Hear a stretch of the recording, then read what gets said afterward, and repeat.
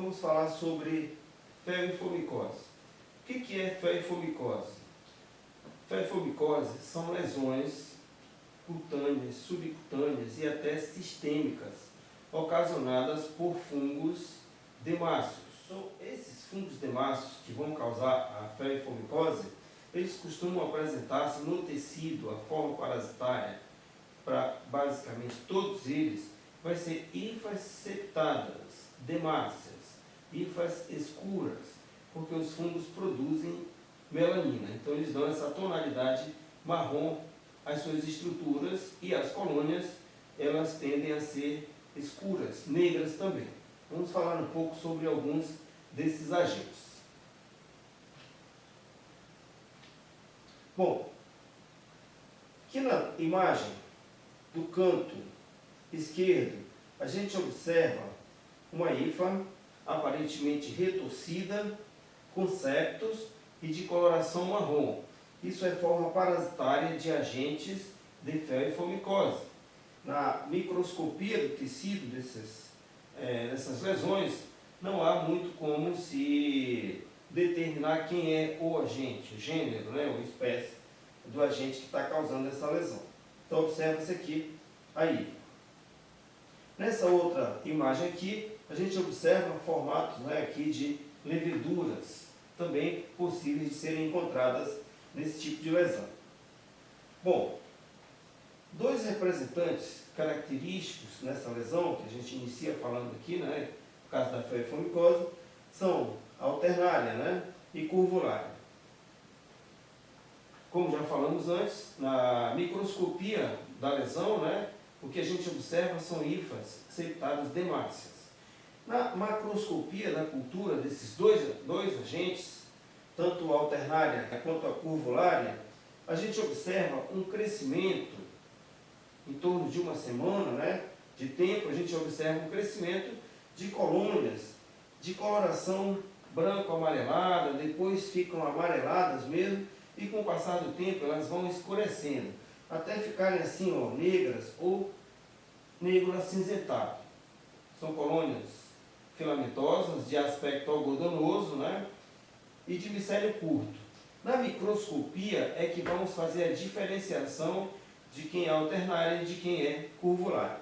Então, nessa lâmina aqui, no meu canto direito superior, a gente observa estruturas de coloração escura, tá? Formando aqui o conidióforo septado, e aqui na extremidade, a gente observa então os macroconídeos, que são as estruturas germinativas desse agente. Observe que eles têm a septação e a célula do centro dessas estruturas, ela tende a ser sempre maior que as outras, descrevendo um formato de curva na superfície desse macroconídeo, que a gente observa bem aqui onde está a seta, tá? Então ela dá esse aspecto de curva por conta da estrutura central desse macroconídeo ser maior que as outras. Todas duas, tanto a alternária quanto a curvulária, vão apresentar conidióforo simples, com uma diferença. A alternária costuma apresentar conidióforo longo, simples, mais longo, enquanto que gênero alternária, nós também temos conidióforos simples, porém os macroconídeos vão apresentar, ó, septação transversal e septação longitudinal. A gente observa aqui no centro dessa estrutura que existe uma septação longitudinal na célula central aqui do meio desse macroconídeo. Então, a descrição para a estrutura que caracteriza a alternária são macroconídeos multiseptados com septação transversal e longitudinal. Então veja bem, enquanto a curvulária apresenta apenas septação transversal e a célula central alargada, a alternária vai apresentar dois tipos de septação, tanto a septação transversal como a septação longitudinal, apresentada aqui no conídeo. Só para ficar claro, septação transversal vai cortar neste sentido, formato de rodelas. Septação longitudinal segue a linha do macroconídeo, como se pegasse de uma ponta a outra. Mas independente dessa estrutura estar septada em apenas uma célula do meio desse conidióforo ou em todas as células, se a septação for neste sentido, nós vamos denominar então de septação longitudinal. Aqui tem mais estruturas do gênero Alternaria. Aqui a gente observa um macroconídeo com septação longitudinal, de uma ponta a outra desse macroconídeo, e tem também septação aqui, ó, transversal. E duas pontas aqui que lembram até dois chifres, né? Enfiados para baixo. Na verdade, são hifas, tá? São hifas que vão brotar desses macroconídeos. A septação dos macroconídeos, elas individualizam células germinativas, tá? Vamos pensar assim, pequenas células dentro de uma macrocélula, que é o macroconídeo. Então, para esse aqui, por exemplo, só para a gente ficar bem mais informado sobre a questão da septação, eu tenho uma septação bem aqui, isolando esse fragmento, outra aqui que isola esse, outro isola esse outro isolado aqui, e assim vai. Então, cada compartimento desse isolado, ele tem a capacidade de germinar e brotar uma nova hifa, já que se trata de fungo filamentoso septado. Então, ele vai brotar hifa. Nesse outro macroconídeo aqui, ó, a gente observa a septação transversal ao longo dele, e aqui no centro, onde está a seta andando, né, se mexendo, a gente vê a septação longitudinal. Aqui na esquerda observamos a formação de uma nova hifa, e aqui na direita a formação de outra nova hifa, e na extremidade superior também brotando uma nova hifa. Então, como eu falei há pouco, cada compartimentozinho desse vai gerar uma nova hifa do fungo. Essa outra estrutura aqui também é de fungo demáceo, não muito comum ser encontrado em lesões de humanos. Os livros descrevem ele como fungo saprófita, encontrado em poeira, enfim, no ambiente. Mas ele é chamado de bipolares, porque ele tem essas duas extremidades aqui, ó, como se fossem duas tampas em uma estrutura. Então daí recebe o nome de bipolares, e ele tem também septação transversal, e essa coloração marrom, característica pela produção de melanina. Nessa outra lâmina aqui, observamos aqui uma colônia bem escura, preta, e aqui ao lado direito a gente observa vários filamentos, tá? Com constrição entre uma célula e outra, ou seja, elas já foram hifas septadas, porém com o passar do tempo vai estreitando o local do septo, vai gerando uma constrição até chegar ao ponto de separar, como a gente observa aqui, ó, estruturas separadas, que nós vamos chamar de artroconídeos, tá? Então aqui nós temos hifas artrosporadas, porque ainda não separou, né?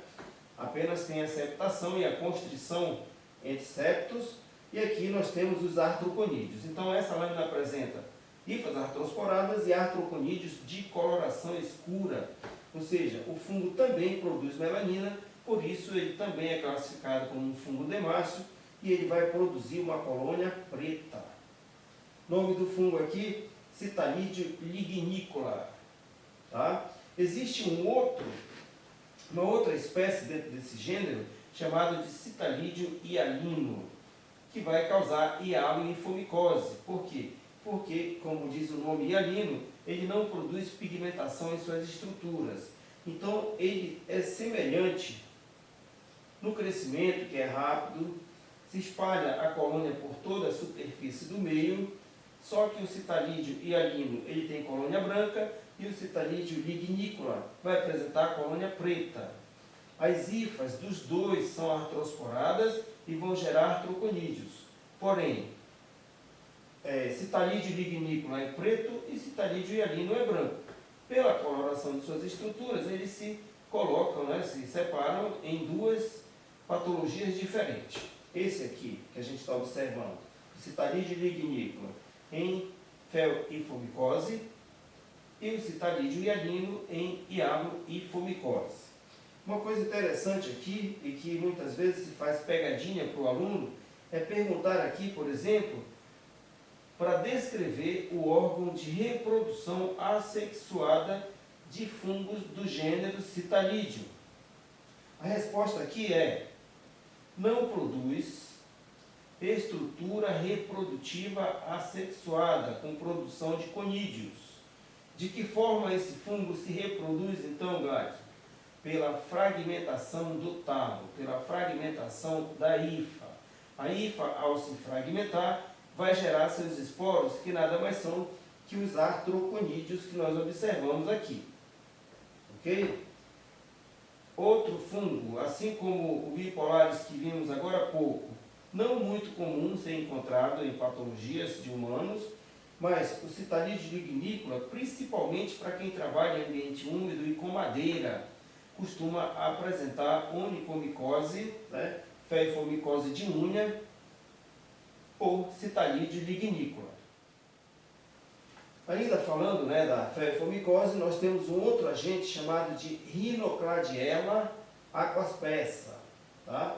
Esse fungo, ele se diferencia da maioria dos fungos demassos por apresentar um crescimento inicial de colônia clara. Então a colônia dele inicia clara, depois ela vai ficando escurecida no centro, mas conserva a margem clara. Por que isso acontece? Porque quando o fungo começa a germinar, ele ainda não produz melanina. Então, como na extremidade da colônia estão as partes mais jovens desse fungo, ele vai conservando a margem branca e com o passar do tempo, o centro da colônia vai ficando escura porque suas estruturas vão amadurecendo e ao amadurecer elas vão produzindo melanina, tornando então essa coloração escura. A microscopia desse agente faz hifas septadas de coloração de massas. Eu não tenho uma foto do fungo para mostrar para vocês, então peguei a foto da página do livro, do Lacaze, né, que ilustra aqui no esquema como é a estrutura reprodutiva assexuada da Rhinocladiella aquaspessa. Então ele faz uma hifa septada de coloração marrom, um conidióforo simples e com microconídeos elipsoides aderidos de um lado e do outro desse conidióforo. Então fica aderido de um lado e do outro. Isso é característico da Rhinocladiella aquaspessa. Outro gênero comum nos casos de feiformicose são as exofialas. Nós conhecemos duas exofialas, ocasionando lesões em humanos, feiformicose em humanos. Então uma delas se chama Exofiala jeanselmi, que vai apresentar essa coloração cor de vinho na colônia. Ela se diferencia dos outros agentes, tanto de feiformicose quanto de cromomicose, que vão apresentar colônias pretas, né, do verde oliva ao preto. Aqui não, ela tem cor de vinho. Então a macroscopia da colônia da Exofiala jeanselmi já a separa de outros agentes causadores, tanto de cromomicose quanto de feiformicose. Na microscopia, ela vai apresentar também hifas septadas. Esse aqui é outro exemplo que eu não tinha foto para mostrar, então peguei uma ilustração do esquema do livro também do professor Lacaze, que mostra aqui a formação de hifas septadas e formação de conidióforo em formato de espinho, que a gente observa bem característico aqui. E a presença dos microconídeos ovoides. Então eles são ovoides e estão na superfície do conidióforo. Um detalhe importante de se observar aqui, porque quando nós formos falar de hialofumicose, nós vamos falar de acremônio. O acremônio também, assim como o fusário, eles produzem conidióforo em formato de espinho. Porém, eles não produzem essa estrutura bem aqui, que lembra vários anéis, um sobre o outro. A gente chama isso de anelosporos. Okay? Então aqui tem os anelosporos, né, de onde sairão então os microconídeos ovoides. Ainda colônias de agentes de feiformicose a Fonseca pedrosórea, o cladospóreo, que nós tratamos lá em cromomicose, eles também são capazes de fazer quadros de fefomicose. Então, suas colônias vão variar do verde-oliva ao preto. E na microscopia do tecido, na forma parasitária, nós vamos encontrar as estruturas de hifas septadas, demáceas ou leveduras, ou o corpo muriforme. Essas duas imagens aqui, elas são nossas conhecidas já, né? Então, aqui na minha esquerda eu tenho uma hifa septada com conidióforos simples e na superfície dele uma compactação de microconídeos. Isso caracteriza a Fonseca compacta. Tá? O nome faz jus, então, à disposição dos microconídeos que ficam compactados na superfície desse conidióforo. Aqui do outro lado nós temos um conidióforo simples também, com microconídeos, tá? Ovalados ou elipsoides, aqui na lateral, um do lado do outro, lembrando a formação do galho de planta de cotiledônia, como a gente também já escutou nas nossas aulas, né? Então elas se diferenciam aqui na microscopia, porque na macroscopia e na forma parasitária elas vão ser iguais. Aqui a microscopia, né, de uma colônia de cladospóreo. No cladospório existem as duas espécies encontradas em patologias humanas, que é o cladospório carrione e o cladospório batiana ou Xylompa batiana. Ambos têm microscopia e colônias iguais. A diferença vai se fazer na temperatura de crescimento, que a Xylompa batiana é capaz de crescer até 42 graus, enquanto que o cladospório carrione vai crescer a temperatura ambiente. Aqui mais uma lâmina demonstrando a esporulação de cladospório, né? Então observa-se aqui ao meio uma hifa septada de coloração marrom e os conidióforos exibindo suas fileiras de microconídeos elipsoides. Isso é o que a gente tinha para falar sobre ferrofumicose.